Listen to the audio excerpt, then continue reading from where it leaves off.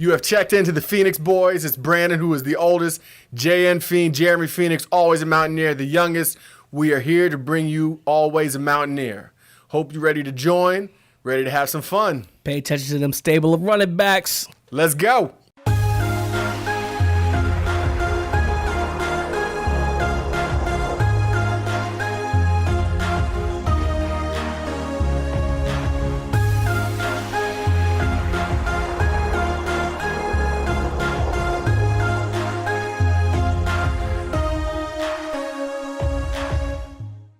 All right, it's time.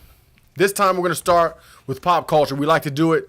There is a very interesting case right now, very interesting comments. Michael Vick decided he was going to weigh in on this Colin Kaepernick thing. If you've been living under a rock, you missed an entire season where Colin Kaepernick decided that police brutality, police violence against black people needed to be addressed by him kneeling for the national anthem. This is not the show where we're going to get into whether or not that was right or wrong. Yeah. People have their opinions. Pretty much no one doesn't have an opinion. We are not here to give you our opinion. We are not here to malign your opinion. Right or left? No, that's not what we're doing. We're not doing that. Bare minimum, we're not going to change your mind because people feel how they feel, and that's done. That cannot be switched. What we're going to do is talk about what Michael Vick had to say. I personally was surprised that Mike Vick came out on this and said what he said. Now, was he baited into it? Because a lot of time in the media, sometimes you can ask questions where you kind of bait somebody into it. I don't know that, but I was surprised by certain things he said. No, Michael Vick was not baited into it. Michael Vick had this plan. Michael Vick believed that he had the answer to the question. Michael Vick believed that it was very simple and he could answer it. So what Michael Vick said in response to how Colin Kaepernick could better his position for becoming a quarterback in the NFL yet again, we will tell you in just a moment. Because what we're going to do now is what we told you we were going to do before, which is introduce a new segment, a new portion to our show, which is Beer of the Week. And we're going to be featuring a West Virginia Beer of the Week.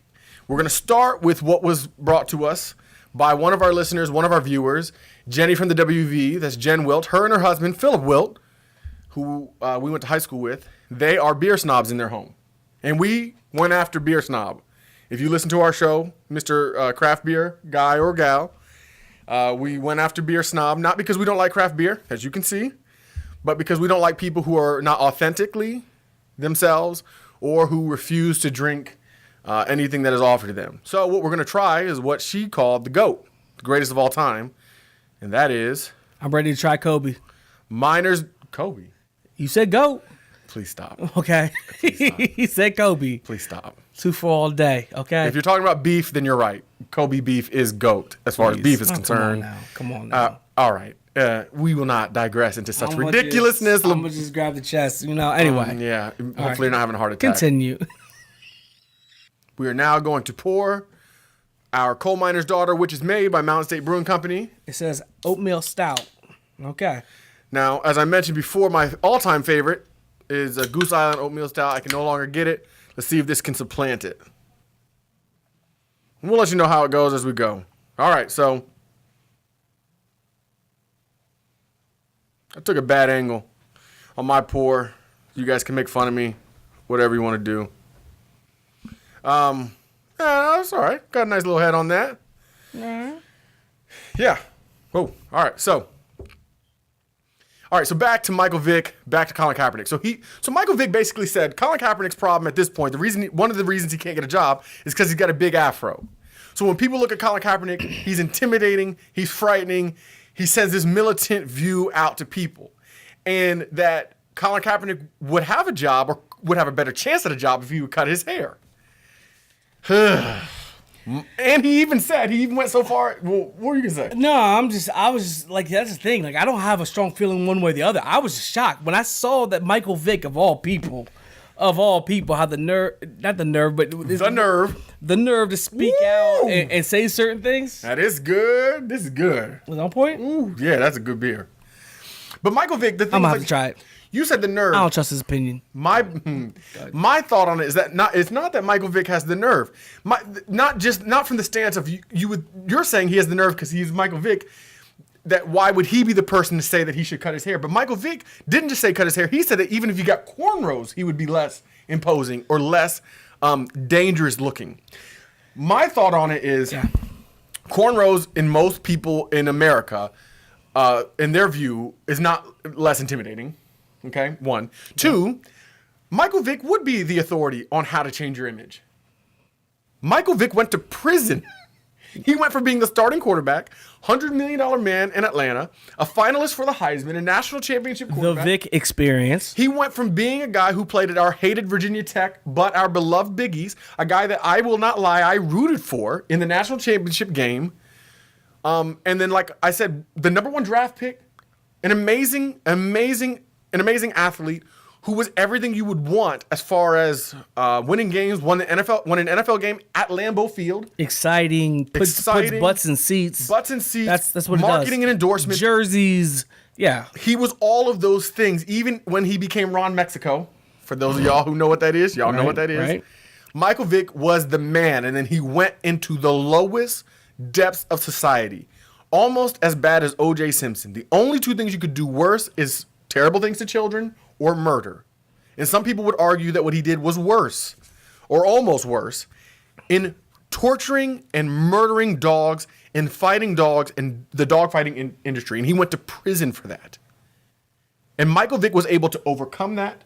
He was. Regain a starting position in the NFL, work with advocacy groups, and regain his reputation. And now he's on television and able to give his opinion about things like this. So Michael Vick, if anybody was going to give an opinion, he would be the guy on rehabilitation. Do you know why Michael Vick is wrong about this more than anything else?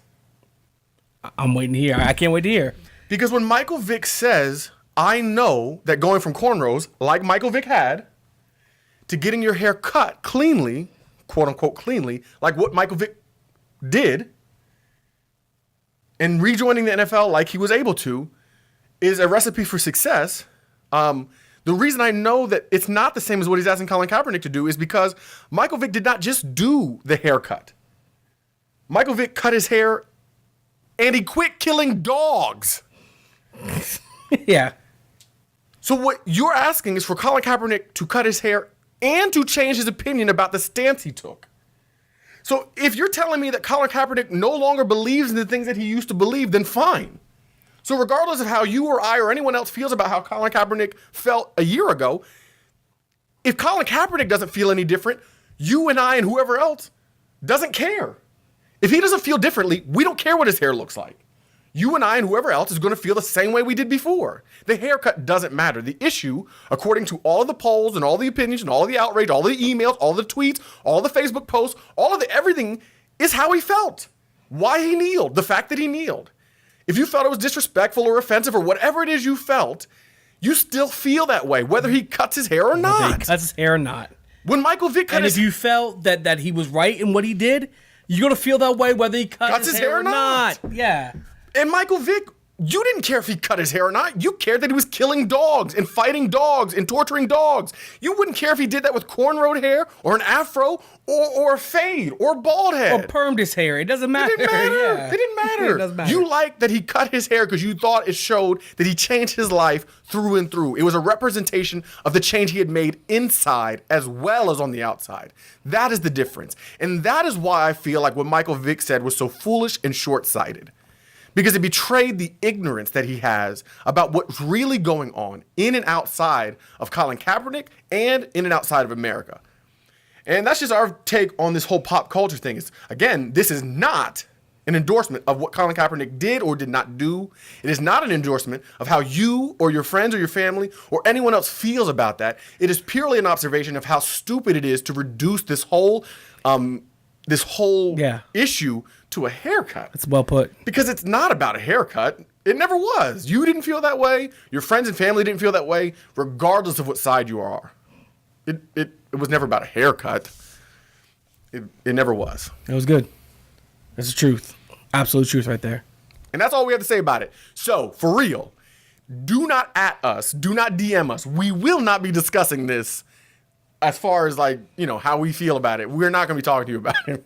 Because the thing we need you to never forget, we love the Mountaineers. And we hate Pitt. We hate Pitt. Absolutely.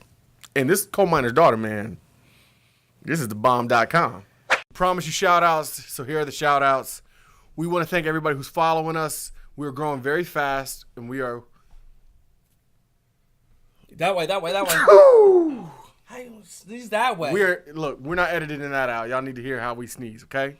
All right, so I think this is from YouTube. Bradley Ross, Noah Mazza, BJ HS Fresh, the Awful Waffles podcast. I listen to their podcast. They have some funny stuff. Their son is a legal expert, okay? If you don't know what I'm talking about, you need to listen to the podcast and figure it out. Awful Waffle.